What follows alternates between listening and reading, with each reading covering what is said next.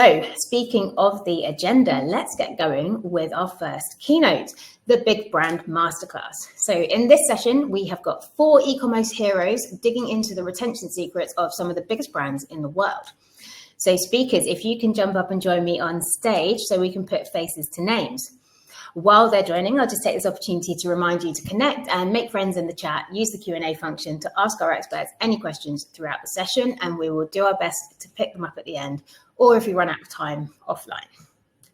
Okay, welcome everybody. Let's do some introductions. Tim, I'm going to come to you first. Can you introduce yourself?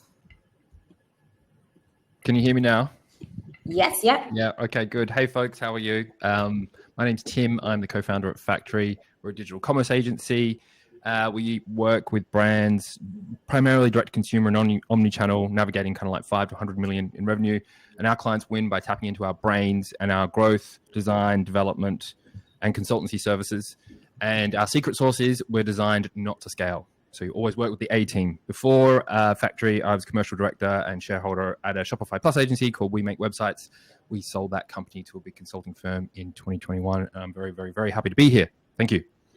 Fantastic. Thank you, Tim. I can confirm very much the A team. Frankie, let's come to you next. Hi, everyone. I'm Francesca. I'm an e-commerce consultant specializing in front-end user experience. Recently, I've been focusing more on loyalty and retention strategies, working with brands such as the Frankie Shop and Lulu Guinness as well. It's great to be here today. Fantastic. That must get confusing working for the Frankie Shop. Yeah, it's definitely not my brand, but it's nice to have a brand named after me. Fantastic. Kurt, coming to you next. Hello. Happy to be here.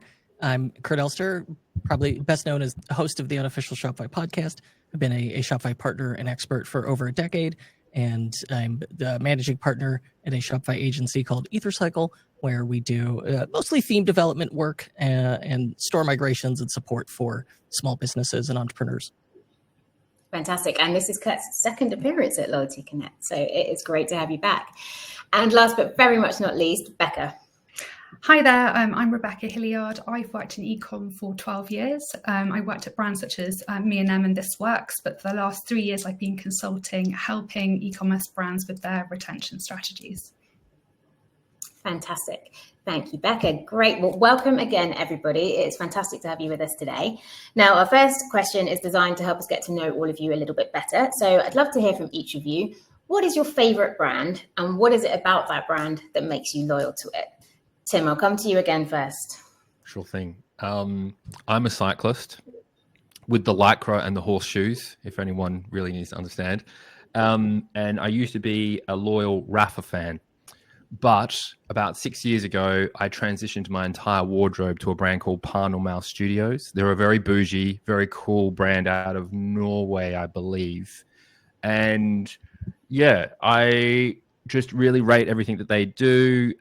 Speaking of loyalty, they don't really have a loyalty program. They've got more of like a cycling club type concept. It's called ICC, International Cycling Community.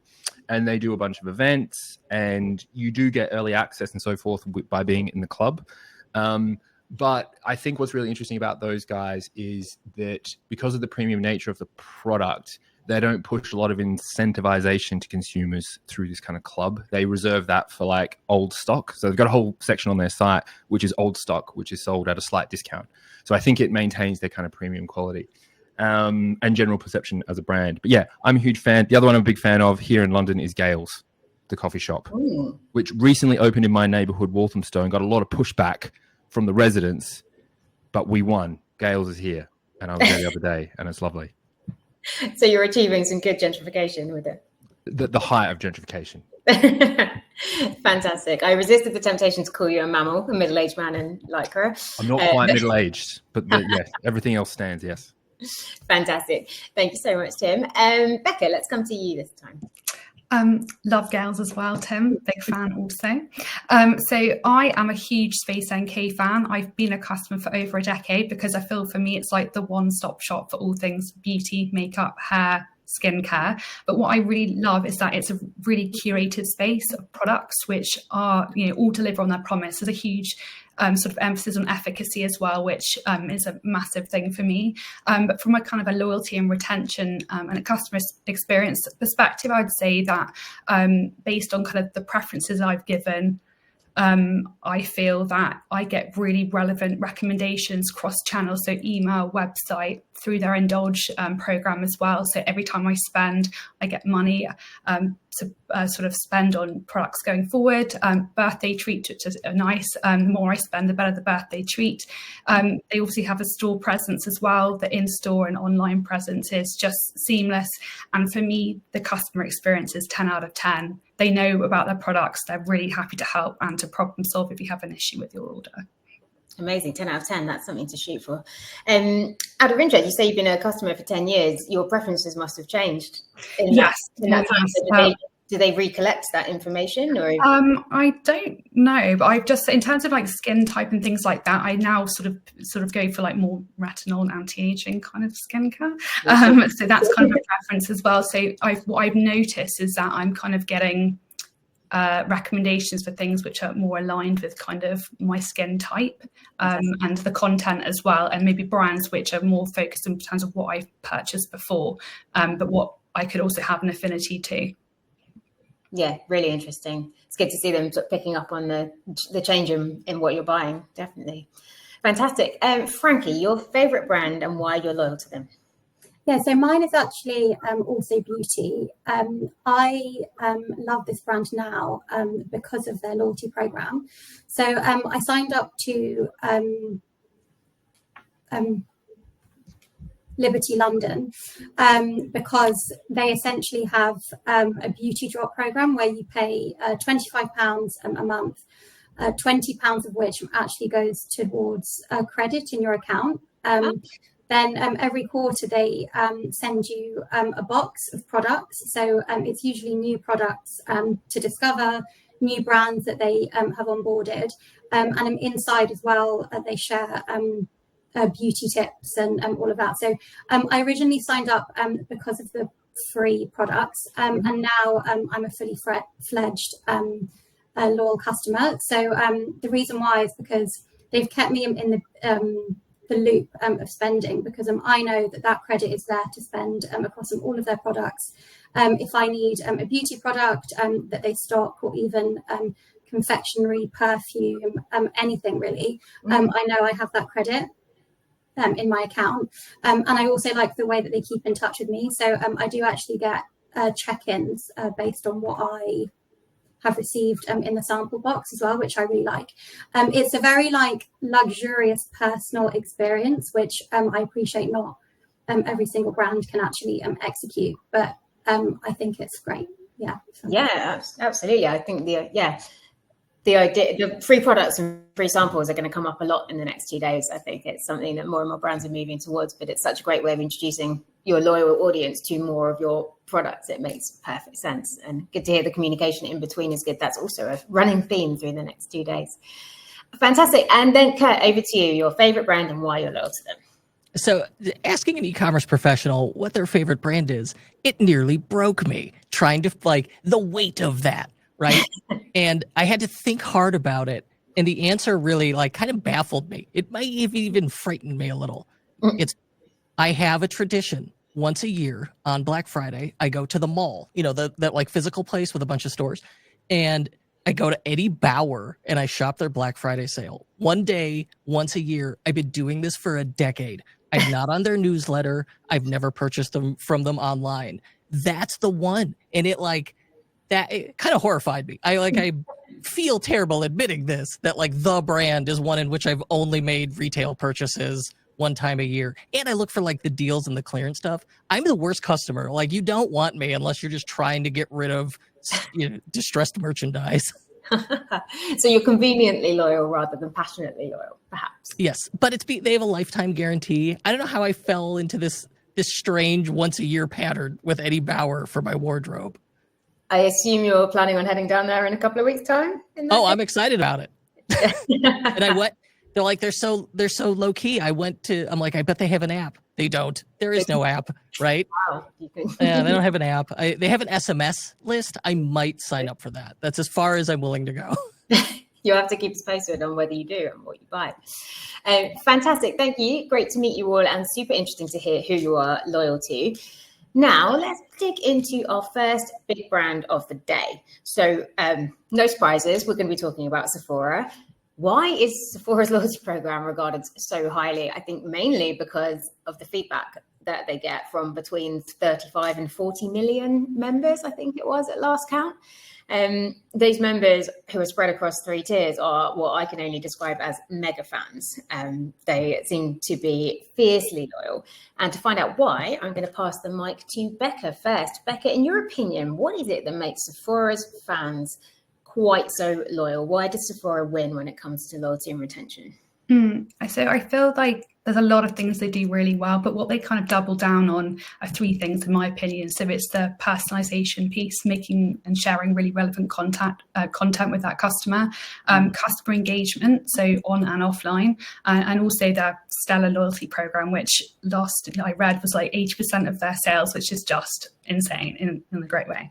In terms of personalization, what I think really works well, so from the beginning of that customer journey, when you're sort of signing up to your account, there's a big emphasis on data collection so that the brand can really kind of stay down the right path and share the relevant content with you and products. So it's asking for your preferences. What do you like? What's your skin type like? Your hair, maybe, the products that you like, sort of what you are interested in. Is it makeup? Is it hair care? Is it tanning products? And then and also what your favorite brands are, and then that they can create a really kind of clear customer journey for you.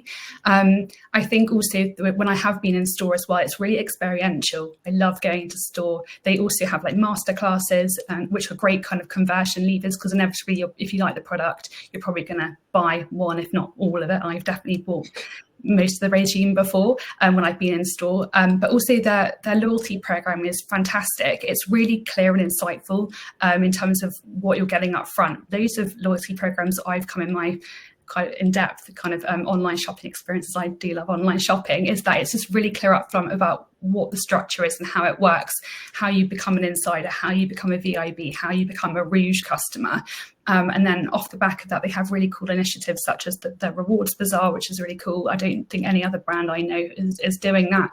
They have special events as well based on kind of your loyalty tier. So I think if you're a Rouge tier member, you get like a deeper discount, maybe on special pre-launches of events or things like that. But also, I love that online community aspect as well. So in your account, I think it's a kind of that bringing in all the customers and they can share their experiences, ask for tips, advice. There's also, I guess, ambassadors for the brand who can kind of steer you in the correct way in terms of what product might be for you. But whatever they're doing is clearly working very well. I would say so, yeah. It's interesting, yeah, they recently actually ran their first Rouge tier celebration event, I think, which was a 4-day extravaganza online and offline. But only less than 10% of their members are actually in that Rouge category. So it's so interesting. I think there is a real aspiration piece. People want to get up there to unlock these things, but the people who are up there are having a lovely time as well, definitely getting rewarded for that. Frankie, I know you've got some good thoughts on Sephora as well. Perhaps we can hand over to you. Yeah, definitely. I think very, very well summarised, Becca. That was very comprehensive. The community element for me is definitely the kind of poster child of how people really should be doing community in the industry. I think it really kind of creates the emotional drivers, which gives you like a sense of belonging. For example, if you have a product that you love or want a question on, or have a question on or want some advice on, you can post that in like the forum. There's loads of tutorials that you can look at. There's specific groups you can follow. So I think for me, that particular piece is really important and kind of really allows people to feel like they belong. They're part of an insider group.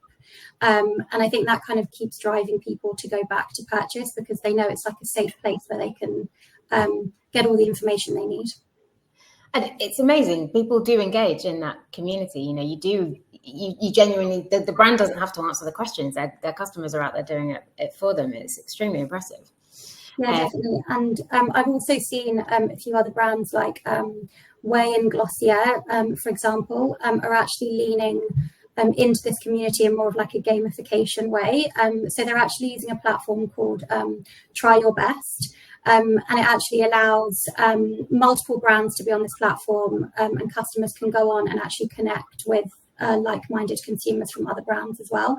I actually read a stat that brands using Try Your Best have seen a 28% purchase frequency increase, which is actually amazing. So yeah, highly recommend looking at that. Fantastic. Tim, I see you scribbling notes and unmuting. I was just writing down what I'm going to have for dinner later. Oh, okay, shopping. I'm only kidding. No, I have loads of notes. I totally echo what everyone's just said.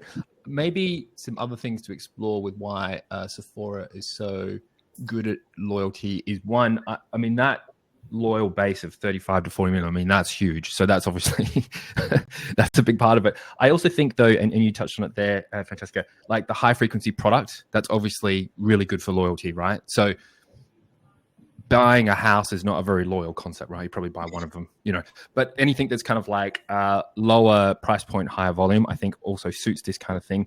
I think the other thing that they have got over, and we'll talk about the other, the Ulta Beauty as a sort of like compare and contrast, but compared to maybe someone even like a Mail Studios or just a pure play sort of direct consumer brand, they've got a massive catalog. Like they've got a huge amount of products that they can continue to serve up as part of their kind of like loyalty program. And I also think that maybe some of the interesting bits I saw as part of their like incentives were, which I've not really seen that much before, but you can like give stuff to charity, which I thought was an interesting sort of ESG, easy, low lift ESG touch point. Because, loads of people probably don't want another whatever moisturizer, but they still want to, like do something with that loyalty point. Yeah, 100%. I think it's Face Equality International, isn't it? You can donate your rewards there. Correct. Really interesting approach for sure. And Kurt, anything you want to add on Sephora before we move on to the next brand? Well, one of the things I learned from you was success of loyalty programs often hinges on how quickly can you get someone to their first benefit. Mm-hmm. And looking at Sephora's Beauty Insider program, they lead with it. The banner on the landing page for it is you're going to get a free gift in store. You're going to get free shipping on your orders by being a member. It's like immediately they are incentivizing signing up by like straight up bribing me. Like you come to the store, get that free gift. We know if you come to the store, you're probably going to spend more, right? Or, shop online, get the free shipping. No one wants to pay for shipping. The worst. And they don't complicate the program itself. $1 equals 1 point. Simple. Yeah, no, I couldn't agree more. They're not afraid to promote it from the minute you land on the page, which is fantastic. It's definitely not an afterthought. Brilliant. And so we've mentioned the next brand we're going to talk about a couple of times. And what I found really interesting about this is Sephora is kind of the poster child. But in fact, Ulta Beauty actually has a larger loyalty membership than Sephora does now. And haven't fact checked, but according to an article I read, they attribute 95% of their revenue to their rewards program, which is obviously huge. So personally, I'm really intrigued by what they're doing differently. They're two very similar propositions, selling very similar products, two very successful loyalty programs. Is there anything you've seen that you think Ulta is doing better or perhaps worse or differently to Sephora? Becca's nodding. So I've actually, in a previous brand, I've worked, the products were in store, so I've got a little bit of insight. But I think fundamentally what they do differently from Sephora is they have that sort of integration of mass and prestige beauty. So they're appealing immediately to a wider demographic of people. So you've got your drugstore type stuff, really to your high-end products. They've got they've got a larger store footprint as well, which obviously drives in-store conversion. And I think they've got a larger sort of in-store service in terms of what you can get, which I don't believe Sephora really do, but how that integrates really well with the loyalty program is kind of the flexibility in terms of the points that can be used against said services. And to Kirk's point as well, like it's all about getting them to their first benefit. They're really about kind of, from what I've seen from their marketing comms, is the sort of the higher points multiplies your double points, your triple points, and getting you to the next rung, and etc. The sort of different benefits that you can receive, whether it's a birthday gift, whether it's a free sample, which hopefully is a gateway to buying the full size product. But I think again they're doing a really good job. Absolutely, and I think the numbers show that also. Frankie, so Becca mentioned the in-store element, but I think you had some thoughts on the app element for Ulta as well. Yeah, so to be honest, I do think that to actually level up to Sephora, they really need to invest in the community element. And I think with the app, they have loads of great tools on there. So they have a skin analysis tool, a personalized product recommendations. You can scan the app in store, and you can actually see ingredients of products as well. I've not actually tried it, but I think that's really interesting. And then you can also get tips and tricks on the products that you're scanning. I do actually think there's a really big lost opportunity to not actually link that to the loyalty, because when you're signing up to the app, the data capture piece is not as strong as Sephora, and I think that's already a big missed opportunity. And also the community element, I think because you have an app that is able to be used in store, not having the ability to communicate with other members who are perhaps also visiting the same stores, etc., is another missed opportunity. So not to turn a negative slant, but I actually think that they could be doing a lot more on the app side of things and actually really maximising that. Really interesting. I did see actually that they've just released, or they're testing a new gamification program, so you can take part in games like Word of the Day and things like that and earn points that you can then use to redeem. Okay. So I think that digital engagement piece is really on the agenda for them and on the up. Yeah, that's interesting. Okay, so we have explored the two biggest, I'd say biggest beauty brands out there. Let's move on to fashion, and I want to talk about a real household name, Nike. They've got a fantastic loyalty program, a really strong app, and some awesome brand coalitions, but I don't think it's been an easy couple of years for them. Tim, I'm going to come to you first on this one because I know it's a super hot topic for you. Can you tell us what you rate most highly about Nike's approach to retention and how they treat their existing customers, and what you think they could do better? Sure. So first and foremost, my biggest observation is they call it a membership program, not a loyalty program, which I think to some degree the semantics do matter depending on the brand. And I think, as some advice for people that are sort of exploring loyalty programs or community-based concepts or whatever, I do think the wording and the copy matter. In terms of their benefits, I've got them here in front of me and I've critiqued each of them. So free shipping, pretty standard. I wouldn't say that that's anything new. Their exclusive products, I think they're good, but from my perspective, so I'm just to take a step back, very, very, very once loyal customer of Nike for like 25 years. And I've probably not been as loyal in the last 2 to 3 years. So I'm in a bit of a bit of a bind. Why less loyal? What happened? And it has nothing to do, and we can get on to what happened with the CEO. And I do think they, as a company, have lost a little bit of their brand equity. And I think it's because maybe a bit of a lifestyle change for me, but I'm in a run club, and the run club is primarily Hoka, On. I was in the On store in London yesterday. I can tell you an anecdote about that.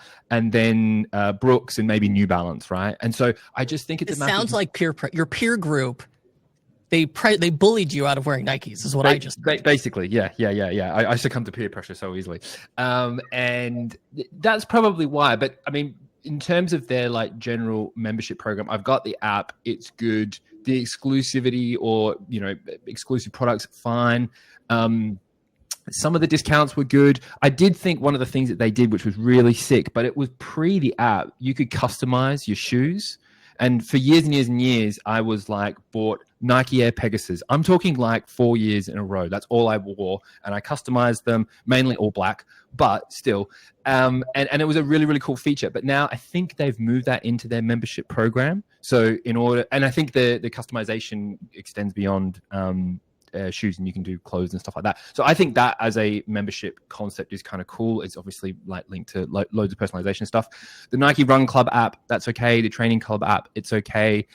Now, I think to you, Kurt, I'd love to get your thoughts. I'm not a sneakerhead, but I think you are. So I don't know what you think about their sneakers app or that component to their membership program.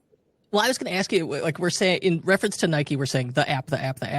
They actually have several apps: Nike Run Club, Nike Training Club, and Sneakers, SNKRS, Sneakers. So for me, when you say Nike app, that's the one is the Nike Sneakers app. And I still had it on my phone. I opened it. I had to log back into it. The thing they struggled with was too much of a good thing. Right? Like the thing that worked in that app was exclusive drops. I'd get a push notification, or I could like sign up. I always want to see like, hey, what's on offer? And out of 20 shoes, maybe one's interesting. And then maybe I'm going to try to buy one. And it's like a lotto system where you agree to pay. And then you find out 10 minutes later if you actually got them. Mm-hmm. And I could only do so many and fail at it before I lost interest, right? Before I just went, how many more sneakers can I fit in my closet? And just quit. And so there was that frustration with it. And then at the same time, when it's like you're releasing 24 sneakers every week and only 100 of each, the glow wears off. And ultimately, like later, I saw analyst articles reporting on it who said too many Jordans. You can only sell so many custom Air Jordans to people before they go, it's not novel enough. I need something else. So maybe that wouldn't have happened if it was one app, because now I'm not just like so laser focused into a single thing. And I'm not sure where they went wrong. And in the past, I remember it had like they would highlight collectors and they would have these interviews with different people. I always thought it was kind of interesting. Scrolling through it now, I don't see anywhere near that stuff. Like it's still got all the branded content, but it feels like that community piece of the content that was very important for our beauty brands kind of missing in sneakers lately. Interesting. And actually that advocacy piece as well. If no one's telling the stories about the great sneakers they've bought and their great experiences, then there's no one saying to you, you should try this. This is really great. Yeah, for it to be cool, like you need someone I think is cool reinforcing that. Otherwise, it's like, hold on, it's just Nike selling me overpriced shoes, right? I need that third-party voice. Absolutely. Interesting. I read that there's 170 different member exclusive products on the Nike website. So, I mean, it scares me slightly how many products they're selling, like how many different pairs of shoes can you buy? But it's quite a good number of exclusive things that I can only get if I'm a member. But, the focus seems to be on that personalization piece. And I agree with you. How many can you really get? So maybe they need to look at what else they're adding to the program as the things that you buy around the edges, because as you rightly point out, in beauty there's a much bigger product inventory to choose from. Maybe some customized laces, things like that. Sneakers, but yeah, I mean, fundamentally it came down to like, all right, I just literally cannot fit anymore in my house reasonably. I don't think I'd be allowed to bring too many home. I think though what's interesting about Nike is, one, they're too big to fail, right? And I think maybe to some degree, the sort of media scrutiny is like impacting our conversation here a bit. It's hard to ignore that scrutiny and that kind of, that element to it. Yeah. Like I honestly feel like when I see Nike posters now, I'm like, oh man, that's a bit lame. But I can't tell how much of that is like the media scrutiny versus, is it actually what I feel? It still feels real. Like whether or not you got biased into it, it still became real for you. It does. And me. And then to give you the anecdotal story from yesterday. So I went in to buy some Ons at the On Running store in London in Oxford Street, and it's super slick. And they've got this like robotic arm that's like moving shoes around. I don't quite know why it's doing that. But if I'm totally honest, it was a bit of a lackluster experience. Like it was, in terms of immersiveness, it was cool. It was a cool space. There was like a zillion people trying to try on shoes, and there was like 2 people helping. And then they had one till. So I'm like, this is kind of some basic stuff, which to me, they hadn't quite figured out. Now, maybe there's some sort of, I don't know, Francesca and Becky, you might be able to enlighten us as to why they maybe have one till to create some sort of like element of like big lines, and that's good. I don't know, but it was. No, I agree with you. That's pants. There you go. It's not good. Yeah. It's interesting that I think Nike is now starting to collaborate with other stores as well. So they've relaunched a collaboration with JD Sports, I believe, and it's interesting to see if that will change people's perceptions. Will you still see the Nike part and back off a little bit, or will that collaboration, that sort of joint brand affinity, sway anybody? That's been a lot of the commentary has been their push to direct consumer was one of the reasons as to why they've gotten into the position that they're in. But I think what's interesting about that is people don't quite realize that strategy was put into place like years ago. They started that in 2017. So they started pulling back from retail partnerships way before COVID. And then COVID happened, I think artificially inflated that direct consumer strategy. And then they were like scrounging around once everyone, started existing in the world again and going to things like JD Sports. And so, yeah, I think it was a bit of a misstep to not think that retail partners wouldn't be a good idea. Like, I still think they have a really strong position and place in the world. Not everyone is like highly digitally connected like all of us, digital nerds here. Amazing. We're going to have to move on to the next brand or we'll run out of time. But continuing on the theme of fashion, branching out a little into lifestyle, was actually one of my favorite brands, LuLuLemon. I love them. Their loyalty program members seriously love their rewards, and there's a whole new range of partner rewards I think they've recently launched as well. So I'd love to hear what you guys rate about their approach. Frankie, you used a sentence I absolutely loved recently, something about democratization. Yes. Yeah, so I actually wrote about this in a recent blog I did on loyalty, and I pulled out this brand because for me this is a fantastic loyalty program, but it actually treats everyone equally, and it provides you with huge value. So it's a very democratic approach, like you said. All members, so you become a member as soon as you create an online account, so there's no barriers there. As soon as you enter, you have access to all of the benefits. So there's no tier system. It's essentially like you are part of the LuLuLemon Club, which I feel like Nike was also trying to achieve. But I feel like Nike, just going back very quickly, are doing too much. Whereas LuLuLemon have really, really focused on their core values. So their core values are move, fuel, and restore as well. And all of their perks and partner benefits are categorized in these kind of core values. And I think for me, it really shows how if you provide customers with a place where they can actually live out their lifestyle, so their partner benefits are Peloton, the Aura Ring, various others I now can't remember. Barry's Boot Camp, I think, is another one. Barry's Boot Camp, exactly. There's also juice bars, food subscriptions, etc. So you're really giving your customers a reason to come back, and you're fully aligned with what they're trying to achieve. So they're trying to achieve a healthy lifestyle and be their best self. And I think the other thing I really like is their free hemming service. So essentially allows you to buy a pair of their leggings or a t-shirt and have it altered to actually fit. I tell you what, my mum also loves that because she has to shorten every pair of trousers I ever buy. So the fact that LuLuLemon does it for me is a big win in her eyes. I think the benefits they offer, that is a true membership program for me. They're not small, they're not simple, they're very very advanced when it comes to the rewards, and I imagine a lot of research went into finding out what people would really use. So they're not just token rewards, they're something that people do actually engage with. And as I say, the furore around the new partner rewards when they launched was quite impressive, to be honest. Fantastic. So those are our 4 big brands and why we love them, why we think people are loyal to them. Thank you so much, guys. Really interesting conversation. I could go on for hours, but quick fire round before we let you go. We'd love to hear, we've heard about the brands that you're loyal to, but I'd also love to hear about any other brands that you think are doing anything great around retention. So maybe just a quick fire round of a brand you really rate in terms of their retention that's a little bit smaller than maybe the ones we've talked about, and why you think they're doing great things. Becca, you're nodding again. Let's come to you. Oh, okay. So I'm a massive fan of Tallow and Ash. They're a disruptor in the laundry space, and it's makes me really enjoy doing laundry now because it's really colourful and it smells amazing. But what I think they're doing really well is they're not one of these like faceless giants like your Persil Ariel.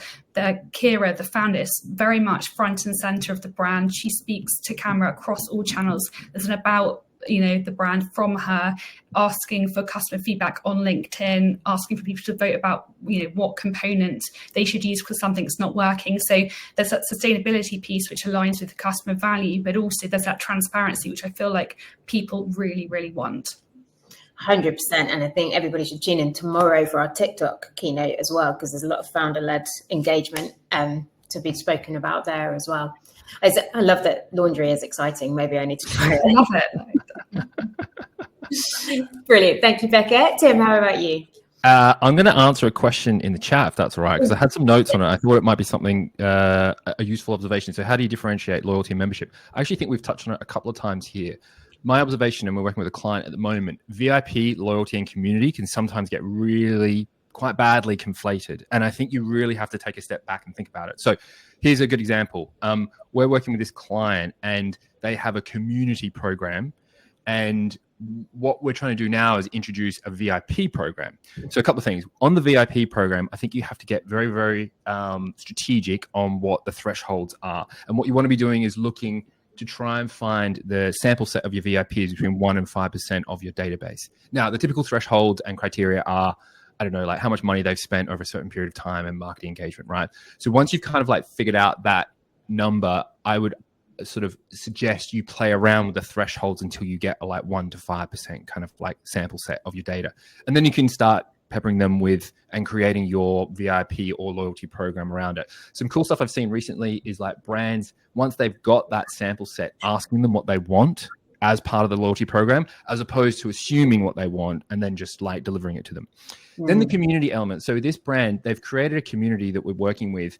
And the problem we've got now is we're building a VIP program, but a lot of the VIP program benefits are already part of the community. So we've got this kind of weird world where now are we going to like take away some of those benefits from the community and introduce them into the loyalty program, or are we going to leave them?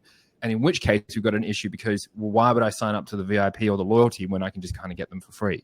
So I think as a bit of a round out and an answer to that question, how do you differentiate loyalty and membership? I think it is difficult, but you have to think about it and think about what your customers want. Ideally, you build a community and they love your product so much, and then you introduce some sort of loyalty, but it's not as easy as that.